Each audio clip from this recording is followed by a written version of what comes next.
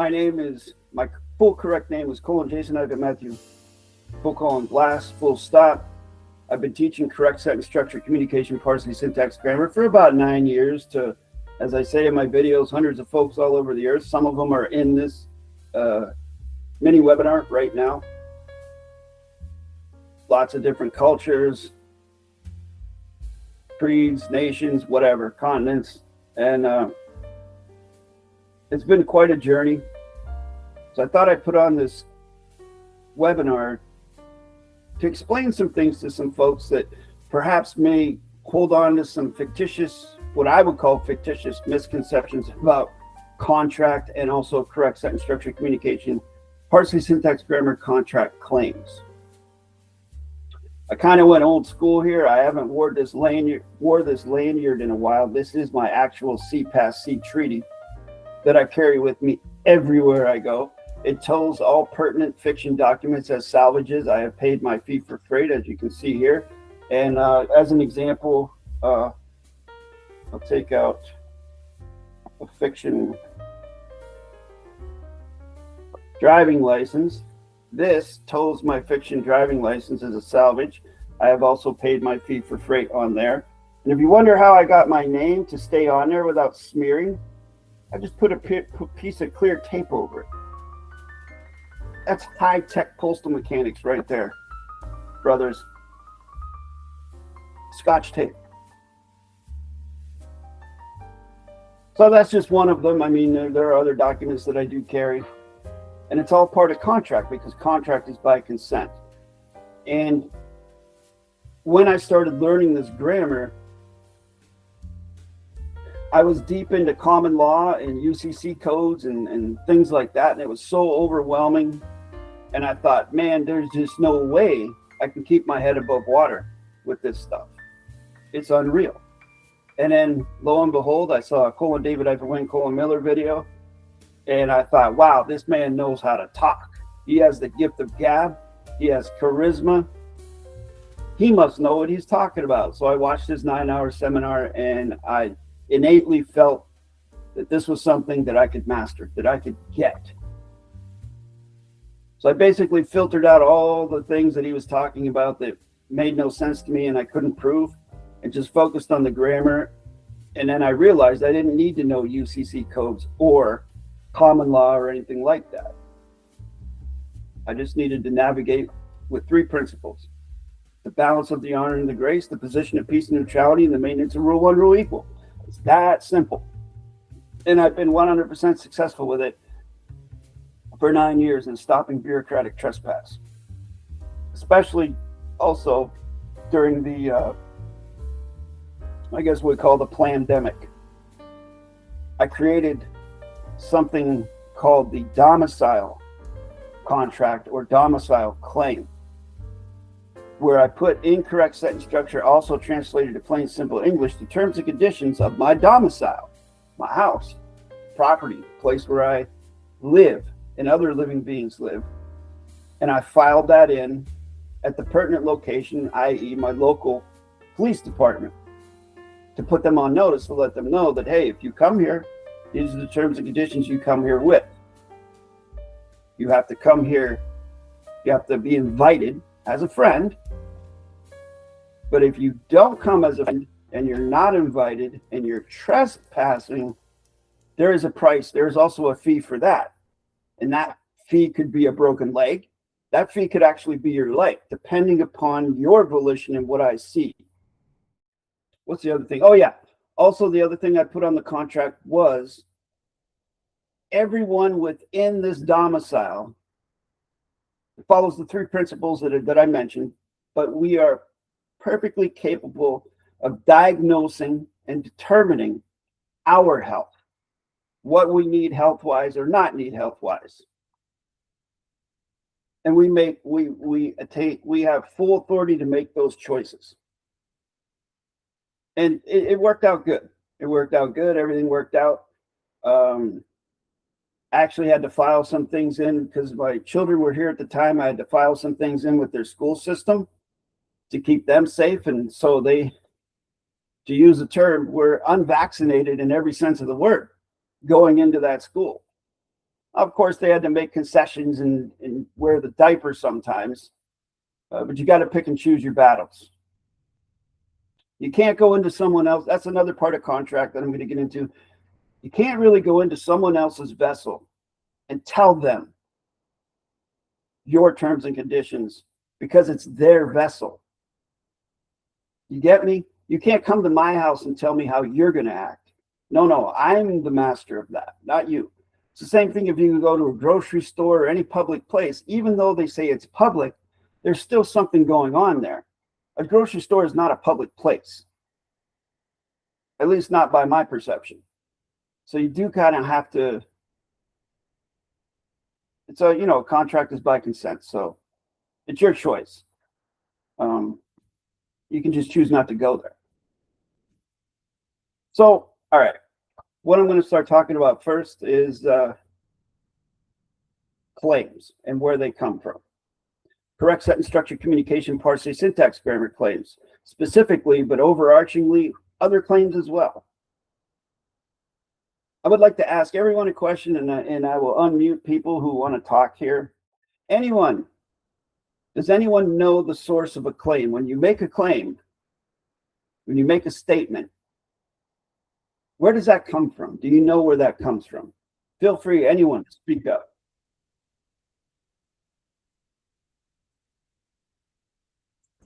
I know Harry knows. Harry, I'm gonna hold off on you, man, because I know you know. Roger.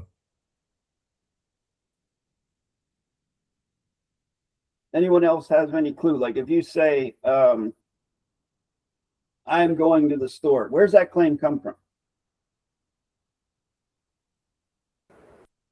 It comes from your own knowledge. And where does your own knowledge come from? What's the source of that?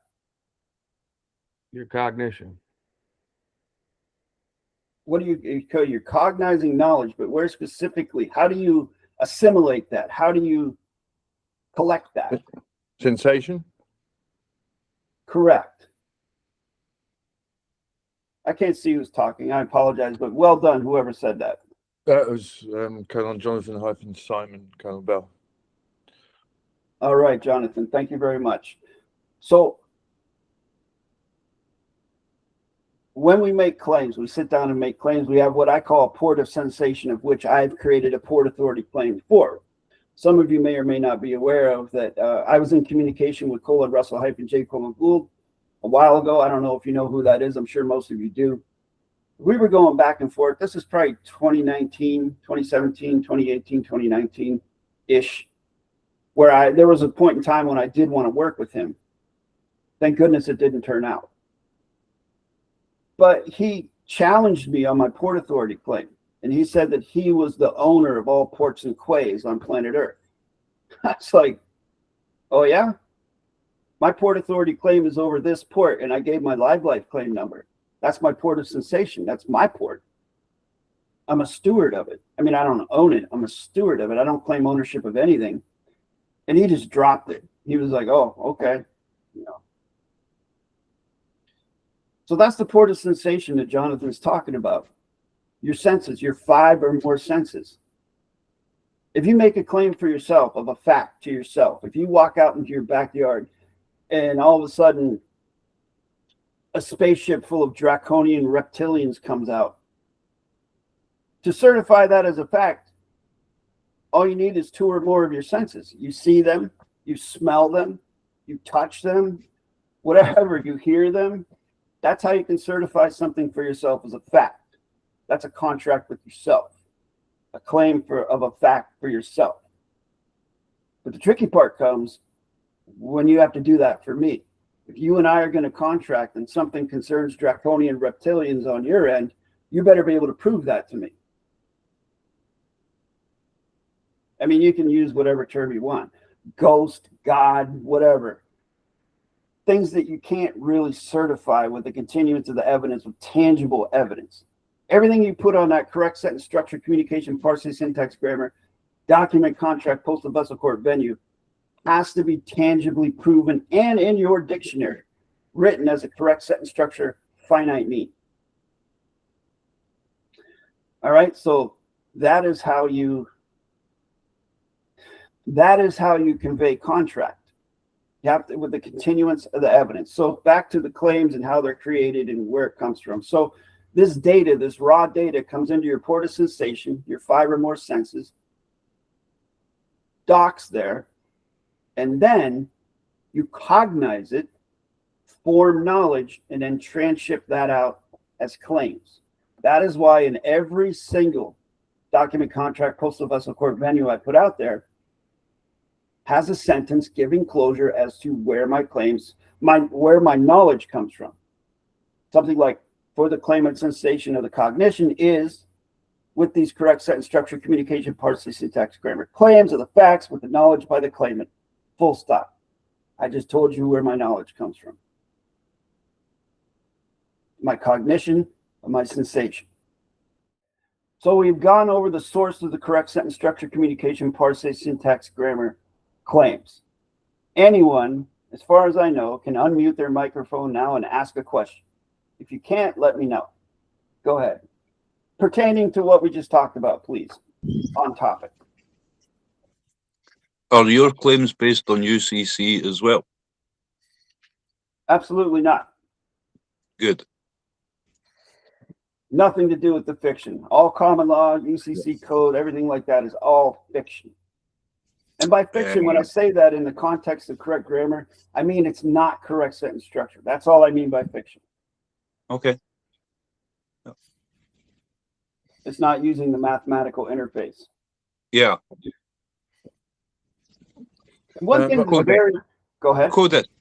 Codis. As in codis or codex. Codex. Yeah. Yeah, I mean, I use the term grammar, not codex. If that's what you're talking about. Of course. Of course. Because in the dictionary, okay, in correct sentence structure, 1 and 1 is 1.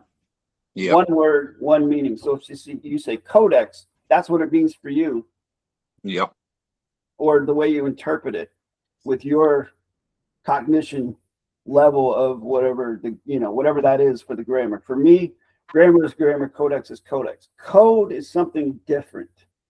Yeah. Grammar, that's why I brought into when I started doing my claims back in 2017, 2018, no one had done this before, except for me and my tutor, :Raven-Farhad-Tawhidi: We translated our claims into plain, simple English so that there was no misunderstanding. We didn't want to be misunderstood. People didn't do that before. It's very easy. Very easy. Yeah, I mean, if you know correct sentence structure, it's very easy. Easy for you, easy for me, maybe. Sometimes not so easy, actually. Even after 9 years of doing this, sometimes I run into a challenging translation. But see, I think we as human beings, we are creative and we can create these sentences and easily translate them because we know what we're doing. You run into trouble, or I ran into trouble when I take something written in the fiction by someone else and try and translate it. Then it just turns into a bunch of bullshit. Yeah, you can syntax it to death. You can syntax it, but you can't translate it in the correct sentence structure. Right. You can point out the modification, the particles of negation. You can do your forensics on it. But again, and now we're going to go back into the contract part of this webinar. Why would you ever syntax something? What would be the point? Other than learning or just doing it for fun, if that's how you get your kicks. Why would you ever syntax something? I don't do it. But if someone is making claims against me, yeah, I could use it. Of course I could. But usually I point out the fact that they are making claims under assumption and presumption. And when I point that out, usually I get talked to properly and I don't get any letters after that. And,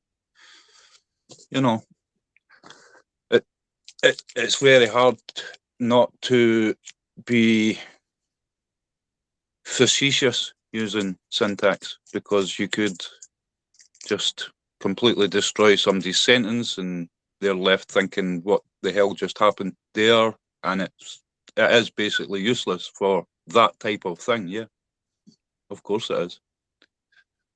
Well, here's the thing. Okay, here's what Ben was saying there. To put it another way, the only time to answer the question that I asked was that the reason why you would use syntax is to stop a trespass. Of course. Period. End of story. If you feel you're being damaged by something, you got to articulate how it's damaging you, what kind of damage it is. Yep. And then you syntax it and you show your loss. There's no closure to the grammar that they're using because they have not provided a dictionary. They have not given closure to the meanings of the words. Would you consider that double speak? No, because I don't know their volition. I don't know if they're speaking double. I have no idea. And that's if no one else has any other questions, I'm going to go into the next part of the webinar. Thank you, Ben, for giving me this idea for the segue. Does anyone else have any questions? Nope. Awesome. I've got a question. Oh, okay. Someone said they had a question. Go ahead. Sorry. Turn your microphone on. Yeah, Jonathan. When you're making like a full claim, is there a kind of structure that you follow or logic going through it from the start to the end? Yes, of course there is. And it mostly has to do with the specific trespass you're addressing. Yeah, okay. It's unique to that. So to segue into also what Ben mentioned about being facetious, you know, that's kind of how I felt when I first started learning this. You know, because everybody has an ego. I'm no exception. And I was just like going into supermarkets and speaking in correct sentence structure to people. And then later on, I thought, you know, as I matured and learned more, like, what kind of an asshole am I to do that? Like, why would I go to someone who speaks plain, simple English and try and act like I know something, you know, like correct sentence structure? The only thing that you're doing with the syntax, not only you're stopping the trespass, but you're commandeering a vessel. So the vessel, the written vessel, with the adverb, verb, adjective, pronoun, fiction, babble that's coming into your mailbox or your federal postal court or whatever word you want to use to describe how the letter comes to you, it's a trespass. And so therefore, no one has taken jurisdiction over the vessel. There is no correct grammar on the vessel. None. You don't see it. So no one has taken jurisdiction over the words. No one has given closure to the words. There is no dictionary, no concordance. So therefore you, as I was talking about earlier, salvage, you would salvage that. It's basically what you're doing. You're salvaging a derelict vessel with no closure on it, no captain, no crew, just a bunch of bullshit. And then you syntax it. Adverb, verb, adjective, pronoun, past tense, future tense, whatever. And then, see, here's the second part that a lot of people have trouble with. Now you've told them they're not using correct grammar. They're using modification. To use a gentle term, which I usually start off with the balance of the honor grace, I will use fictitious conveyance of grammar. If they persist and I have to send out other letters, then it becomes fraudulent conveyance of grammar. Fraudulent is a much stronger term. I don't use that right off the bat. It's like if I'm defending myself and I just throw out a jab, it's not really it might bust somebody's nose, but it's not going to hurt them too bad. And if they keep coming, then I'm going to throw the hooks in the straights or the knees and the elbows, whatever. So that's how that works. So to get back on track here, you're commandeering the vessel. Now you have to write a correct sentence structure, communication, parse, syntax, grammar document. Contract, postal vessel, court venue. With correct postal mechanics, grammar mechanics, banking mechanics, and postal mechanics. As Jonathan was mentioning earlier, you have to logically formulate it, tailor it to the trespass you are articulating and stopping. And then you would translate that into plain simple English. So you're telling someone they're not using correct grammar, and then you're showing them what correct grammar is with full closure, with a dictionary and everything like that. And then you would include in that a continuance of the evidence with the document they sent you, syntaxed, with full closure and a syntax key, and also showing your knowledge of what correct grammar is, and that's how it's created. So you've got a C-PARSE treaty. Say you're towing salvaging your driving license. Do you have a document at the back that goes into the syntax on that driving license, or would it be a travel permit, or do you just normally, if something happens, you just do it there and on talking to somebody because you can? The last part. Yeah. I figured that. It's if you're just starting out, it would probably be a good idea if you're going to salvage something like a fiction driving license to actually have a written document articulating that salvage and how you want to do it. Yeah, if you don't feel confident in talking about it, you know. Yeah, if you write it down, then you can talk about it, can't you? Right. And the thing is with this is that if I had to, I could write out a document on the spot articulating this if they need a copy of it. You know, it's not an issue. And teach them it at the same time. Exactly. Yeah. Which, in order to use this successfully, this grammar technology, that is definitely something you have to be able to do on the spot under duress. And I've done it a couple times actually, and I find every single time actually I've found when I start talking about this, when I'm looking in their eyes, like a TSA agent, for example, it comes off the top of my head. I put a video up about it a couple years ago. They were looking in my eyes, and when they realized that I knew what I was talking about and I was serious, they didn't want anything to do with me, and they just told me to go through. Just go. Yeah. Mm. But if you don't know what you're talking about, they'll know that you're bullshitting them. They don't know what you're talking. Now you sound crazy. Now you sound crazy. Yeah, especially if there's 5 of them. You have to wait for them, the flow to go back down. Right?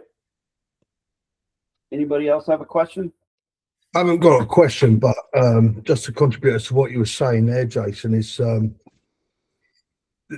the flip side of that, what I found, I have been quite active in using syntax and stopping bureaucratic trespasses, and I've literally won everything that I've done, apart from a case that's been going now for what, 9 months, which involves child services. But every time I get involved, the people I initially make contact with vacate their position, and then someone else comes in. All right, that's a real issue.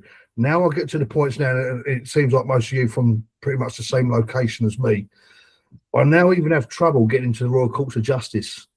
I've had East London Family Court stop me from getting in, and I've come in with my books. I've come in like saying that I'm going to post in my roads. They know that I know what I'm talking about. But even as far as the Royal Courts of Justice and right, don't want me in the court. They will fucking mute me. And I've literally, right, just as we were setting up for this now, I was stopping another bureaucratic trespass, which I sent a message to Jason with earlier. Yeah, they do get to a bit, and when you are able to articulate, and this is my first-hand knowledge, what you know as being fact, they just don't seem to want to deal with you. Now, I'm trying to get involved in things now that have already happened after the fact. So the young girl that I'm dealing with this child social services, it already happened after the fact. So I'm now trying to do something after. So I couldn't stop the bureaucratic trespass because at the time I was brought in, it had already happened. But now that I'm finding I'm trying to pick up the pieces and go through a chain of custody and work back, everyone's vacating. Literally, everyone is vacating. I've been informing Jason about that at the time, so he'll validate that claim.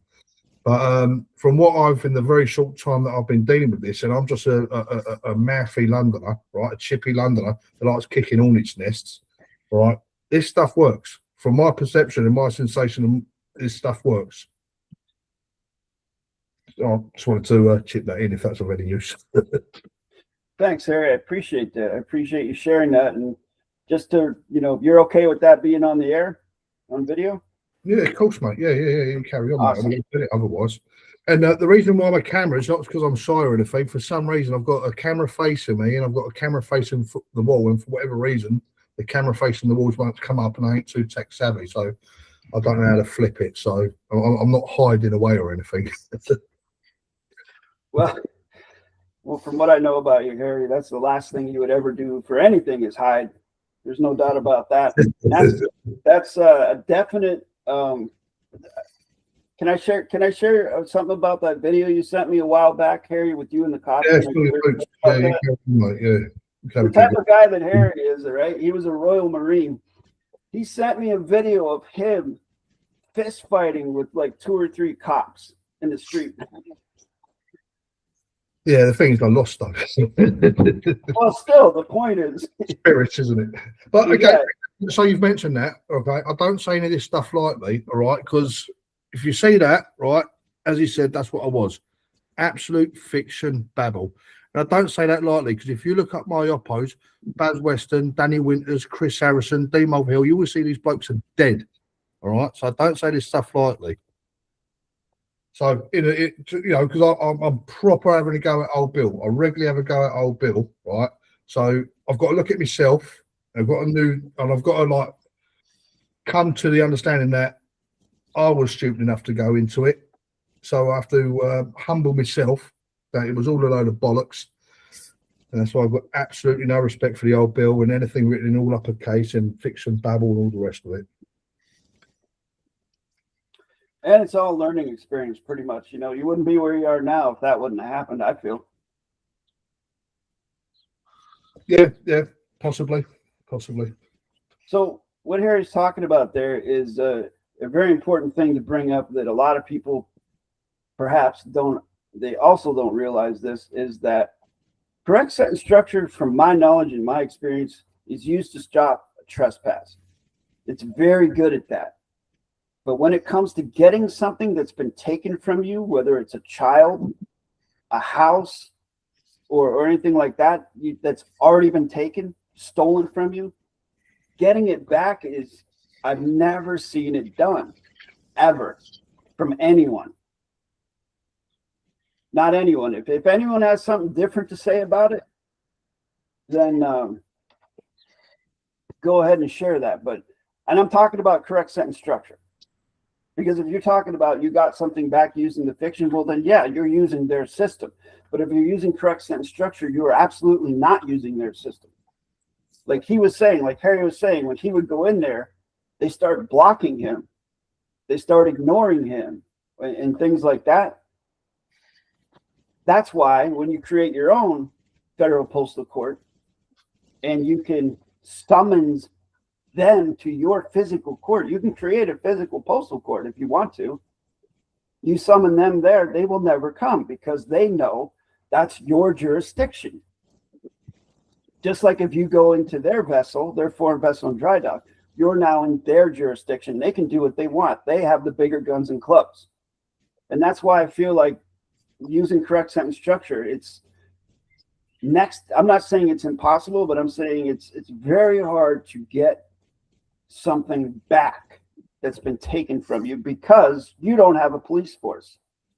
You don't have guns and clubs.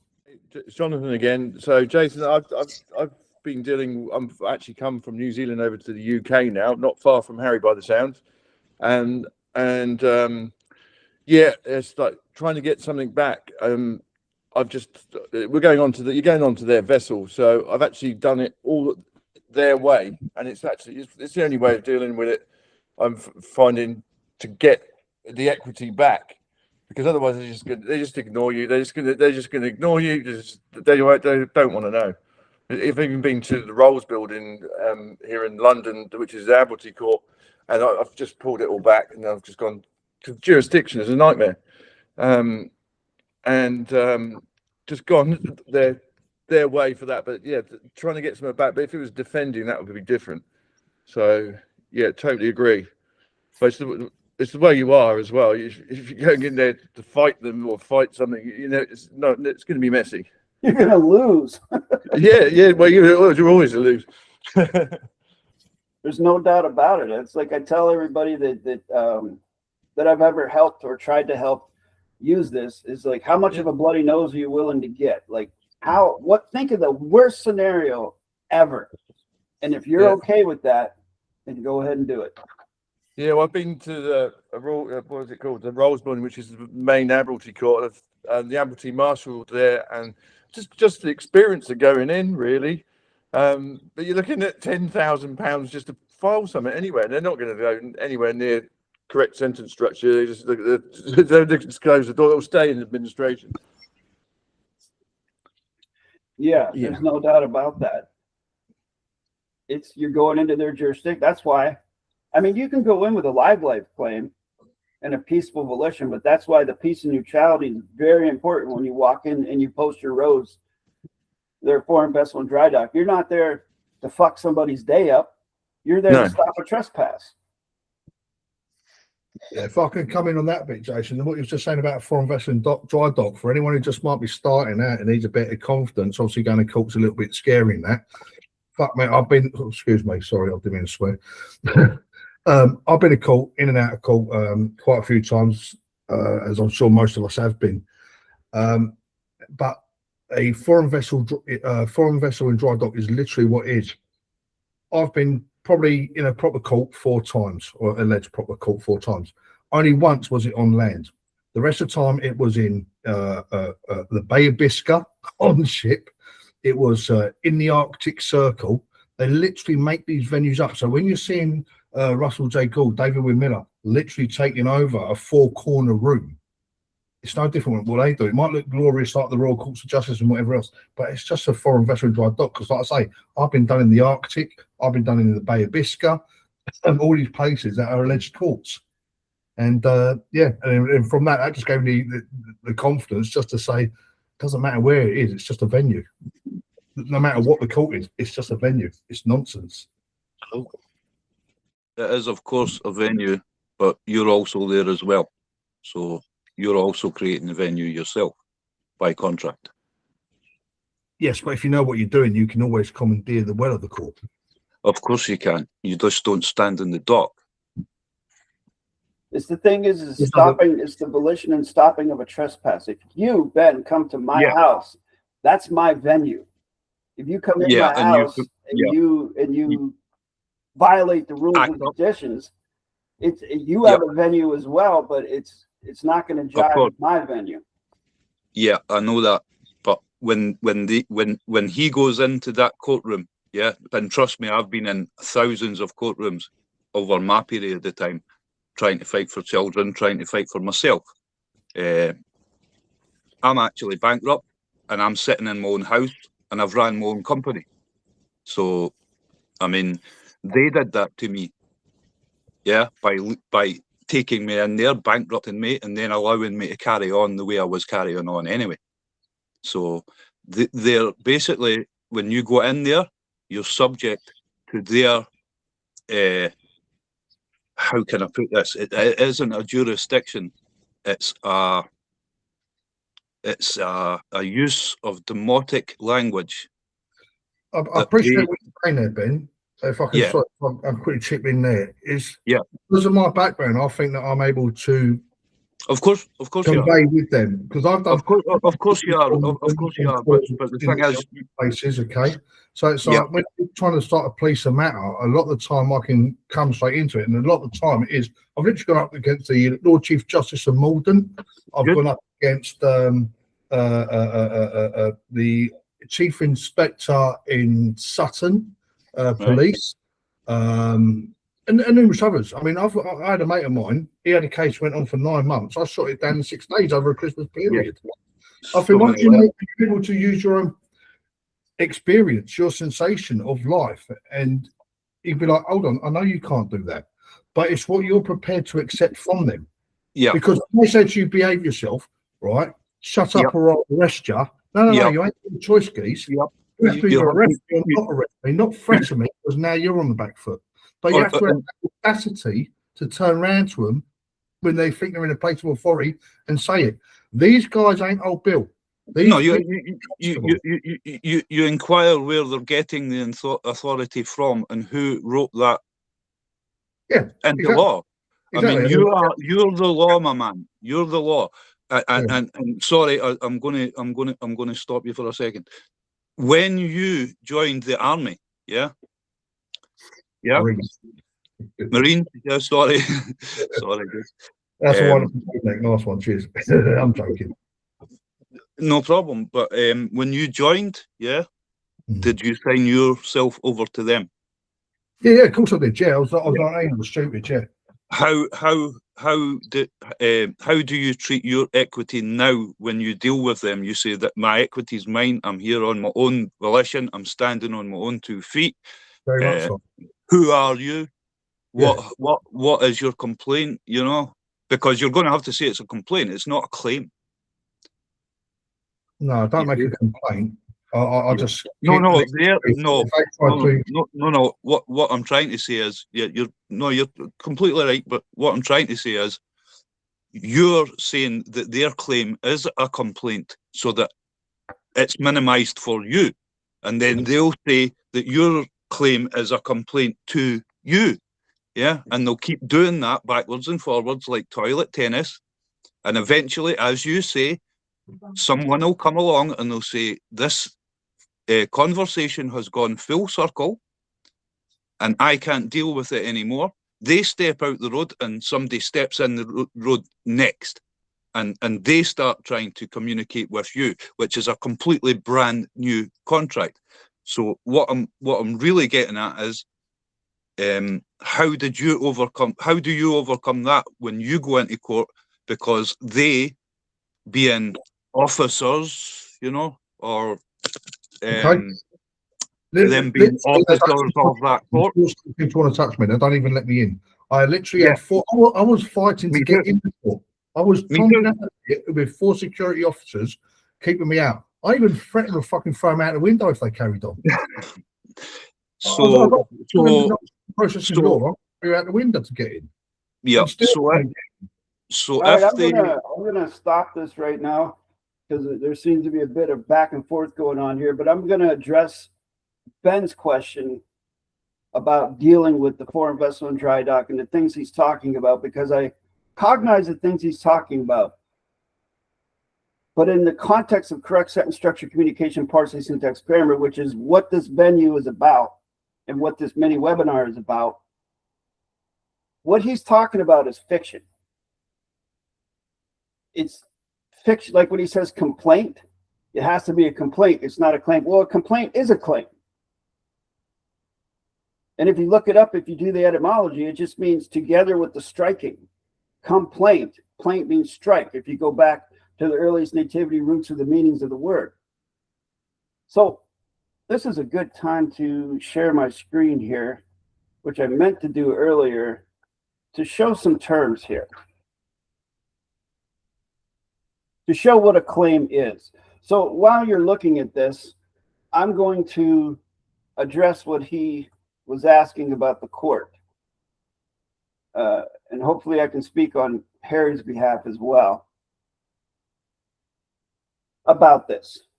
The mechanics that we use with correct sentence structure when walking into a foreign vessel in dry dock, you know, outside of, we've already posted our rows, given notice, filed in our documents, not submitted, filed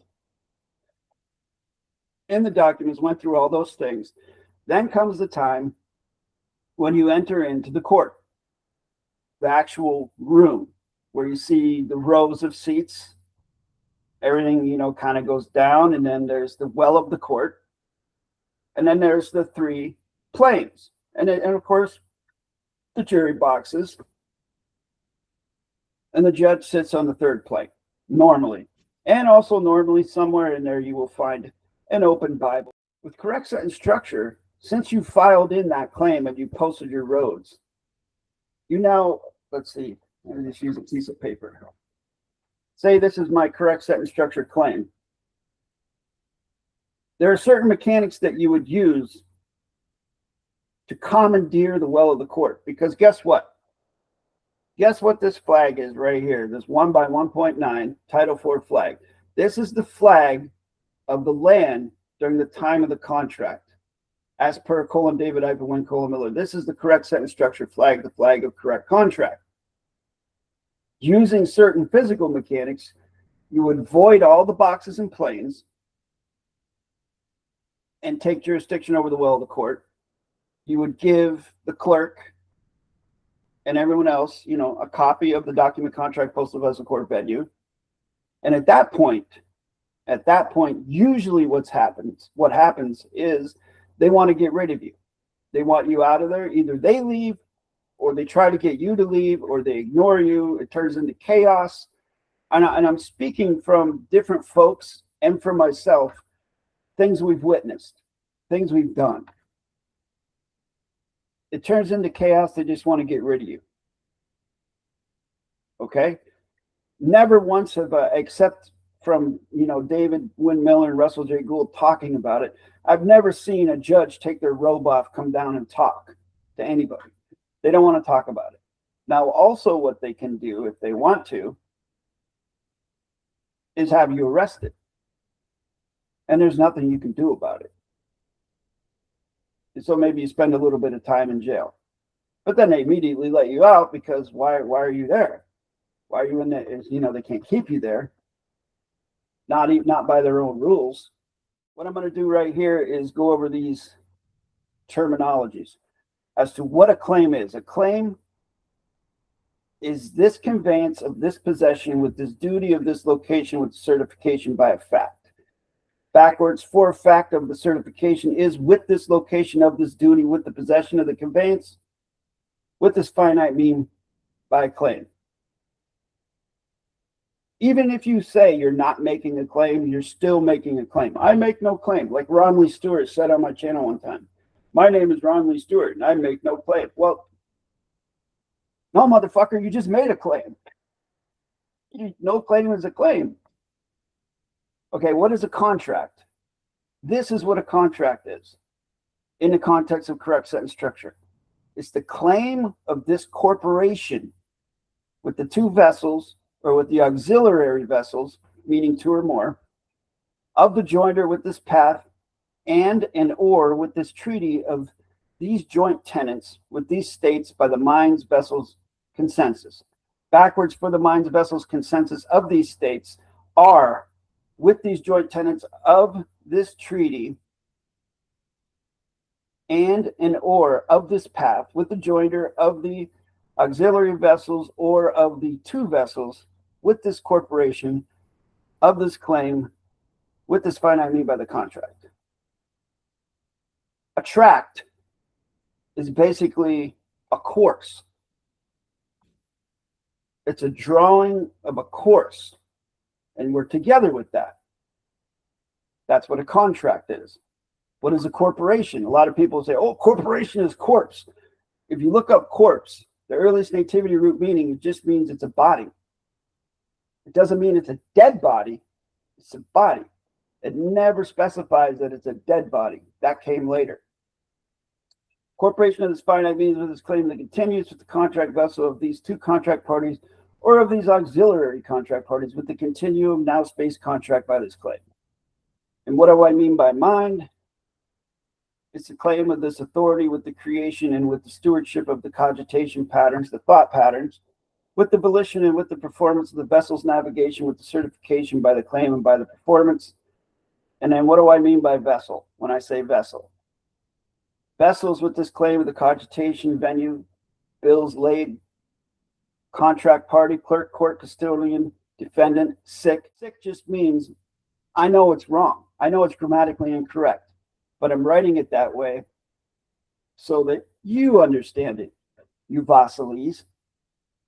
Document, file, harbor, thing, form, judge, mail, manager, master, officer, organization, owner, paper person, plaintiff, port, secretary, sovereign, tip staff, state, tenant, territory, warrant, and of this witness with this certification by this claim. That's what I mean by vessel. It covers a pretty wide variety of things.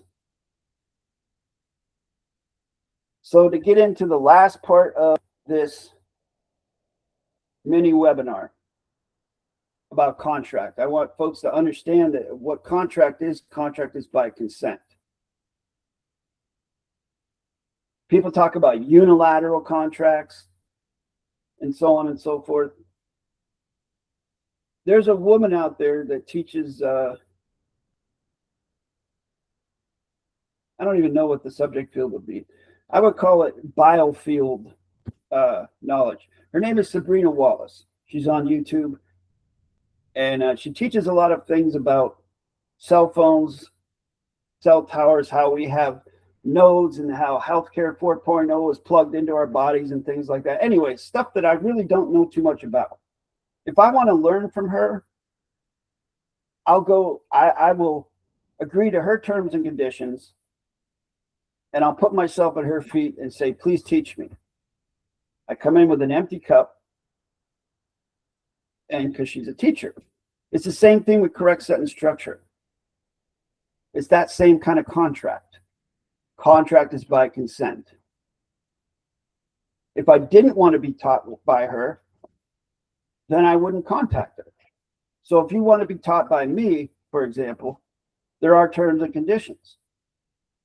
There is a contract. And if you don't agree to it, we don't have to contract. It's the same thing with any contract. Those are contract mechanics. It's okay. Here's a good one. It might not be the best thing to put on YouTube, but when people are getting vaccinated because to keep their job, where they're being forced to do that. No, they actually weren't. But then they say, well, how would I feed my family? You would find a way, wouldn't you? Nobody twisted your arm. They coerced you, but they didn't twist your arm to do that. No one forced you. That was your choice. And it's the same thing with a mortgage or anything like that. Like people will say, oh, I want to syntax this mortgage and blah, blah, blah, blah, blah. Okay. Did you sign the mortgage? Did you read it? Oh, you didn't read it. Why would you ever agree to something you don't understand? Ignorance? Okay. Well, now you're fighting an uphill battle. Point being, contract is by consent. So this stuff does work. You just got to know what you're doing. And it's correct sentence structure, communication, parse, syntax, grammar. All right. I think we're going to go into the whole Q&A period. Please, if we start getting into another back and forth, I'm going to have to be a referee and jump in and stop that. Let's have a nice civil discussion. Or questions, if you have questions for me about anything you want to do, like live claims, C treaty, those types of stuff. Here you go. Floor is open. Thank you.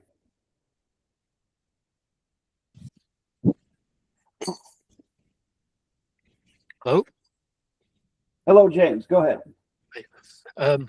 The live claim, I think, is the most important document, because I think all the other documents that you talk about, and I don't really know anything about them, like the CPAS treaty, they're all, the live claim is like the mother document, isn't it? Correct. You have to have that in order to make any type of correct sentence structure, communication, parse, syntax, grammar claim. You have to have a correct live claim of the live with correct grammar mechanics, postal mechanics, banking mechanics, and flag mechanics. You are 100% correct. I don't. The reason why I do not use a punctuated name is because I don't have one yet.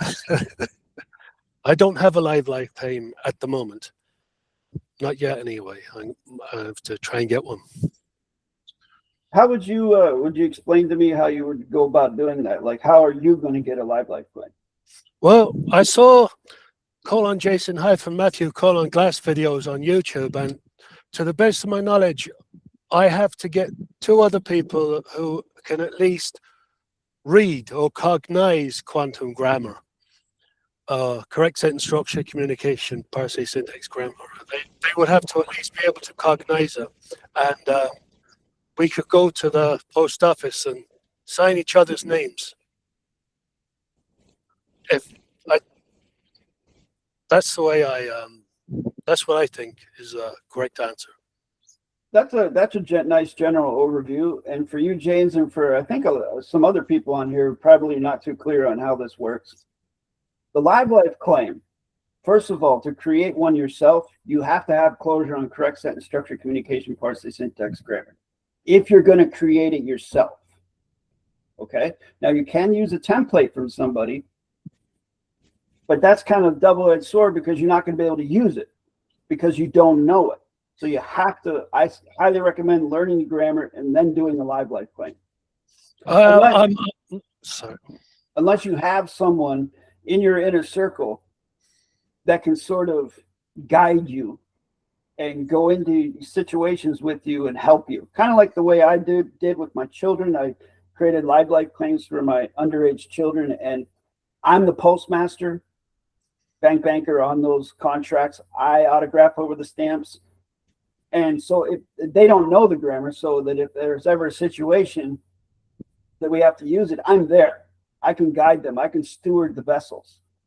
Kind of like that. So let's say, for argument's sake, that you do have closure on the grammar and you do create a correct sentence structure, live life claim. Now you need 2 other witnesses because you need at least 3, yourself and 2 other ones. You can have more than that, but you must have at least 3. Your witnesses don't have to have closure on the grammar to have a live life claim. They just have to be able to understand what it is and what it does. And understand, you could explain each sentence on the live life claim to them. Be like, well, this means this, and this means that, and this means this, and this means that. And as long as they understand that, they can get one. But then you would have to be their steward. You know what I mean? Like if they ever need to use it, then you would have to help them.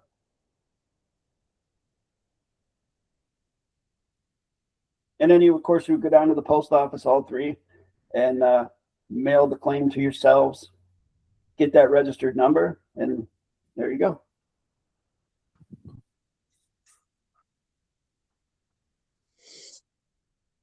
Any other questions? You could write on your birth certificate evidence of fraud, send it via Timbuktu to the Vatican, and then back to yourself as well. You could do that. Right. What purpose would that serve in the context of quantum grammar? At least to witness the fact that you've written evidence of fraud on the thing, that's all. See, for me, the birth certificate, I have nothing to do with it. It's not my contract, so yeah. I don't really give a shit about it. Some people say, oh, it's your weight in gold in the Vatican. Like, keep it. So with that note, could anybody in here, could anybody answer me as to whether their name is actually in capitis diminutive on your birth certificate? Could you translate that, please? In the plain simple English? In capitals. So is your name as title but actually, on that in capital letter? On that, it's not my name. It's on the birth certificate. Of course, it's the name somebody else gave you. Yeah, right. It's not their name. It's not the name. Obviously, you can see what I've done. I spoke to you yesterday. I gave you my full name, but I said this is what I go by. I'm also using a pseudonym. I'm not protecting myself because you're putting it on live, you see, but at the same time, I've still got those 3 different monikers that I would be able to be addressed by, you know. But well, it's the same thing I do with like a driving license. It's in all capitals. Yeah. So I told this as a salvage. So if there's any pertinent documents, like the birth certificate is not pertinent to me. I could give 2 fucks about a birth certificate. So of course. I don't do anything with it. Yeah. I got my fiction passport. I remember that was one of the last times I spoke with DAVID-WYNN, Miller on the phone, where I said, hey, Judge Miller, can I use a claim to live life to get a fiction passport? And he's like, yeah, you could. I don't know if you remember his voice, but yeah, I remember. So I did.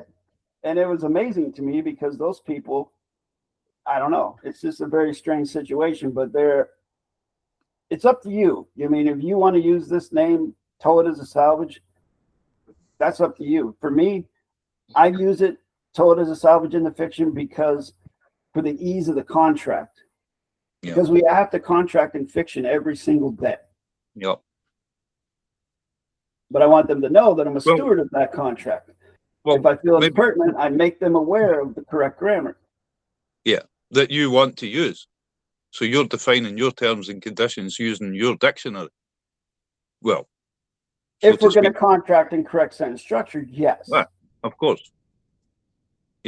Which Yeah. on the back of my C-PAS-C treaty, I do have terms and conditions for my contract.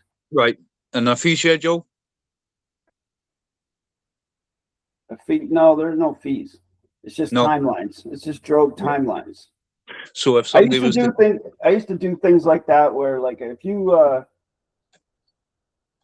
detain me, you know, a cop, you detain me for this amount of time, you have to pay Of me course. 666 troy Of ounces course. of gold. For it. if you put me in bondage, you will pay this. If you do this, if you falsely imprison me and then let me go and later date, on and on and on. You can say all sorts, but they can still claim nominal jurisdiction over you inside their building and start whacking you around if they need to. You know what I mean? But I mean, that doesn't do any good. I mean, Of course. I don't know anyone who's That's ever right. gotten anything for that. That's why I don't do it anymore. I That's only right. do what's logical and practical and what works in the Yeah. context of correct sentence structure. By doing so, are you isolating yourself then? Absolutely not. You're still open to contract from anybody. That is correct. If it's not a trespass. Yeah, of course. And It's well, what you totally could, up to well, me. It's totally up to me to vet the contract. of course, completely. yeah, Because Yeah, contract but- is by consent. Like when you go on Facebook Yeah. and you click agree, who reads the terms and conditions? of Nobody. course, I do. I read them all. Well, me too. But I'm saying in general, people don't. And then people, like I see friends of mine that'll get all butthurt because, Facebook, suspended my account because I posted something about Israel. Yeah, of course. Freedom of speech. And it's like, bro, Yeah, you don't get it. It's Yeah. not your platform. that's right. Right. Okay, that's enough for me. I've Thank you. completely had my Instagram and my Facebook deleted by Meta because of never- that shit. I've never had one, and as I explained, it's not healthy. It's not healthy for you to be putting yourself out there so that people can obviously they can chastise you. They can tell you you're wrong. Are you saying it's not healthy for you or it's not healthy for me? No. Just in general for the human race, I don't think it's a good thing at all. I mean, really, you have a phone, you could pick up the phone. You've got a pen, you could write a letter. And I'm not being funny. When I was a kid, you know what we did? We went and got on our bike and cycled to your house to come and see if you wanted to come out and play. That's it. I'm with you. I'm on the same page. And I do But- generally feel what you're saying, but contract is by consent. And what Yeah. we think is best for others, it's like Yes. the people that say, we got to save the world. We got to do this. Well, did the We- world we- think to be saved? We could be guilty of projecting our will on them then, you see. So Yeah, that's we a would be- trespass. yeah, of course, we're coming back into this. You're coming full circle. So anyway, that's all I've got to say. Thank you. Thank you very much. Ben, I appreciate that. No Anybody problem. else want to talk? Ask a question. I got a question, Jonathan here, Jason. So on for your drogue lengths, your timelines for contracts, what would you have on there? Would you have something like 21 or 7 days, 45 and 365 for salvage year, or something like that? I do use different ones. I use probably half a dozen, but the main ones are on my CPAS, and that is the drogue performances are with the 72-hour rescission. Yep. 5-day publication, 16 or 14-day Kuleana answer back, which is the 10-day answer back, but with weekends. Yeah. We would call that an opportunity to cure. And then cure means preserve. Yeah, I know. That's where you want to cure cancer, right? 45-day contract, and then 90-day trust, 1 That's year, 42. 1 day salvage. Those are the main ones that I use. 42 plus 3, and then what's the last one? Would it be a year for a salvage? So if somebody comes Year and a back day. to you, 1 Year year, and a 1 day. Yeah, 1 year, 1 day. It has to be.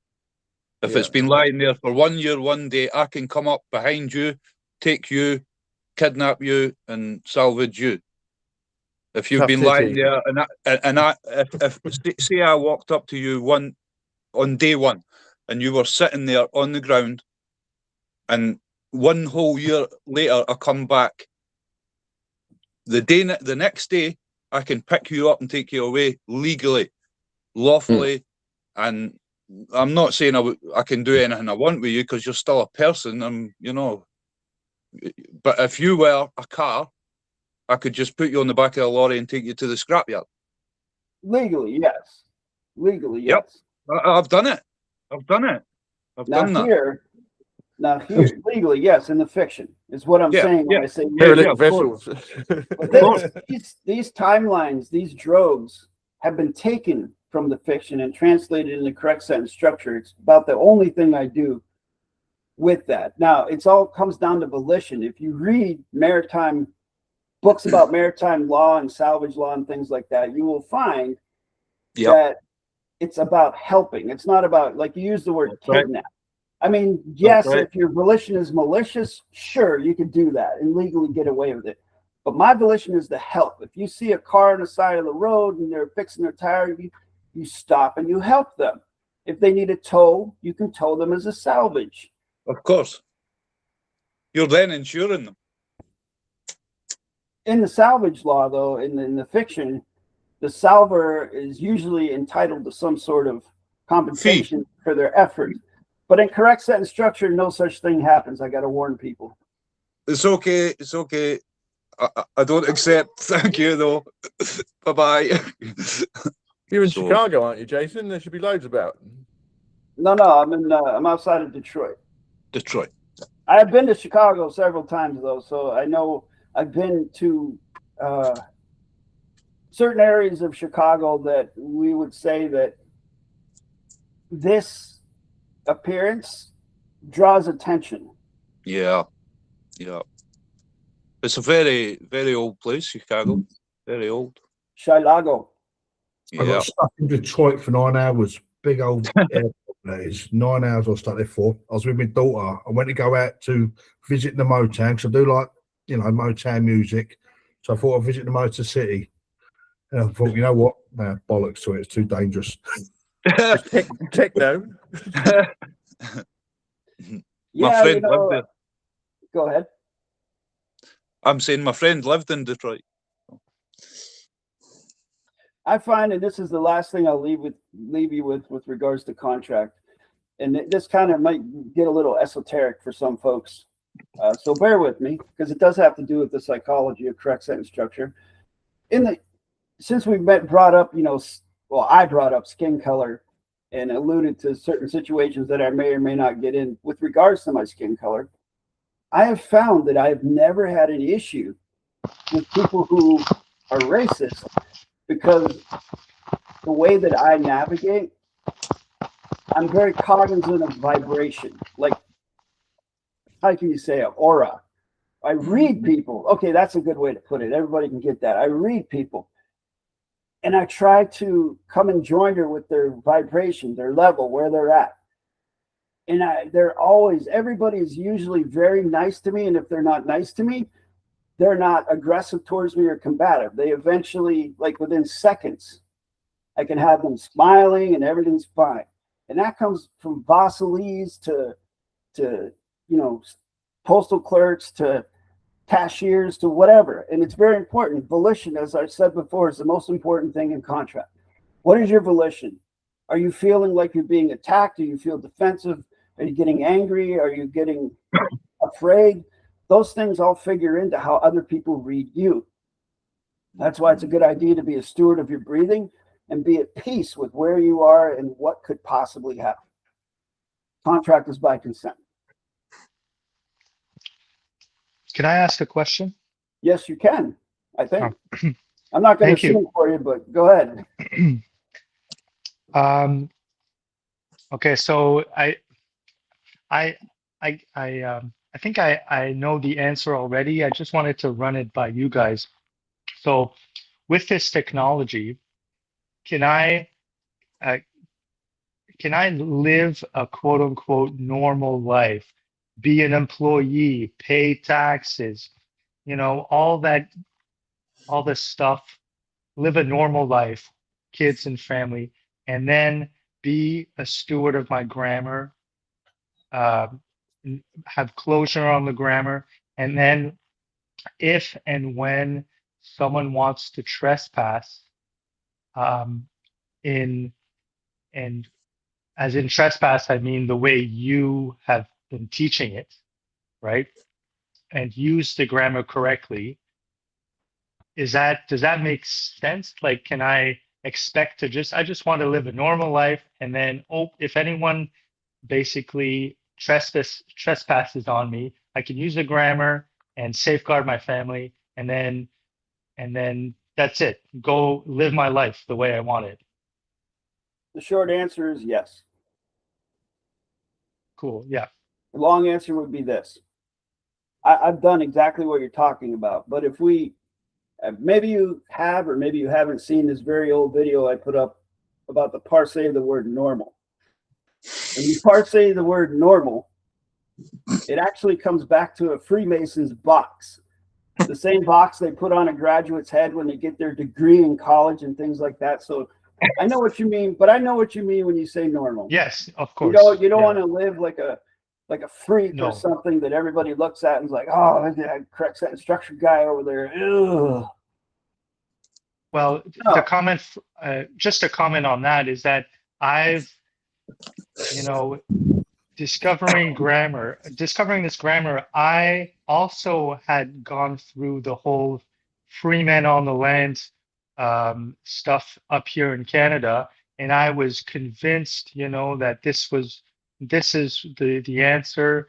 And then, you know, there's, like you say, the world, I agree that the world doesn't need changing. I don't have that attitude anymore to want to go into court and just, you know, do like what Jason, our friends over at the community, now I forget his name, but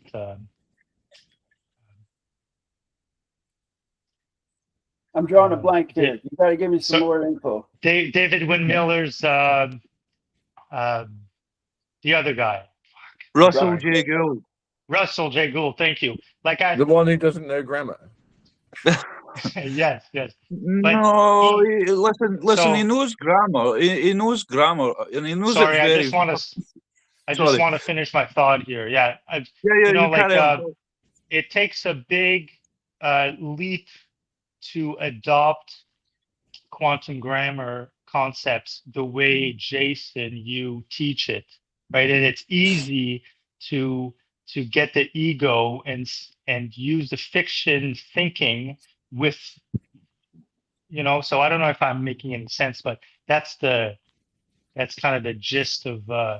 I just want to be able to navigate my life in the correct way, and then use the grammar if I have to, teach it or whatever. And then that's it, you know, and then we're all getting along, and eventually more and more people will learn it and then use it the correct way. That's all I wanted to say, but you answered my question, so thanks. You're welcome. And with that, I just muted everybody again because I want to draw this to a close because it's been about 90 minutes here. But I want to address something Pascal said and also something Ben was saying. It's not good to make assumptions about anyone. I personally don't know if Russell knows grammar or not. I don't know the guy. But what I can say is there is no evidence that he has closure on correct sentence structure in the public, anywhere, on any video. And I've been doing this for 9 years. I've looked at literally dozens of his documents, mistakes all over them, just like this book, mistakes all over it. So there is no evidence that he has closure on the grammar. I don't know if he knows it or not. I don't know. I don't know the guy. All right. So, and then to talk about what Pascal said, which I don't know. I understand what he's saying there. And it's pretty much exactly the way I thought when I first started learning this in 2017. Can I do this? At first, I was a little hesitant about getting a live life claim because I thought, what's the government going to do? You know, are they going to come and get me? Am I going to be singled out? Is there going to be like a highlighter on me or something? Am I going to be on the no-fly list? And then when I first walked into a post office with my live life claim to ship it out, and I remember Raven telling me, go ahead and autograph over the stamp on the actual envelope, like the envelope you give to them, autograph over the stamp. And I did that. And the clerk said to me, don't do that next time. They don't like it when you do that. And I said, they don't like it. I said, who's that?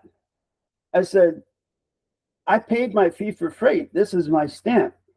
I can do this. You do it. I can do it. I'm a postmaster of this vessel, this document contract postal vessel court venue. And then I put my autograph over the stamp, punctuated name, which I didn't have a live life claim at the time. I didn't know what I was doing, but everything had to be correct on the face of the envelope, correct address, everything written in correct sentence structure. And I explained, I said, you're a custom clearinghouse broker. I'm passing this off to you. You know, this is contract. Thank you for your service. And after that, we got along just fine. Anytime I walk into that post office, I can see a couple of them roll their eyes, but they're all very friendly to me, and they all do exactly what I asked them to do. Contract is by consent. They have a service. I use it. I respect them. They know a lot more about postal mechanics than I do, and I humble myself when I ask them a question, like when I learned about, like, one more thing I'll leave you with, the mechanics of creating your own federal postal court. How do you send a summons, an invitation? Like if I want Ben and Pascal and Rob and James and Jonathan to show up at my postal court, how do I do that? Well, you send out certified mail, the green card here in the past tense United States. And then you specify to the postal clerk, which is your clerk of the court, my clerk of the court, that you only want that individual to sign for it or to autograph for it. Don't give it to anybody else but them. So then when they put their, whatever it is, their punctuated name or adjective pronoun name on it, you get the green card back and you see that they received it. Now they know they have to show up at this certain time. Now they don't have to if they don't want to, but that's how you do it. That's how you summon someone. The same way they do it for you. They send it to your mailbox. Same exact thing. But anyways, what I was saying about the postal clerks is that internationally, it's a pink card, not a green card. Because I had to do that a couple times to people in Australia and other places for certain scenarios I was involved in. So I learned that. And I'm always willing to learn from them. And I always make the distinction that I am the postmaster of my stuff, not your stuff, not this post office. This isn't my stuff. I'm peaceful and neutral. I'm just like you. I just know this, that, and the third. And I'm perfectly willing to teach it to you right here, right now. No, thank you. All right, folks. Hope everybody has a blessed day. Que sera, sera. And I appreciate every one of you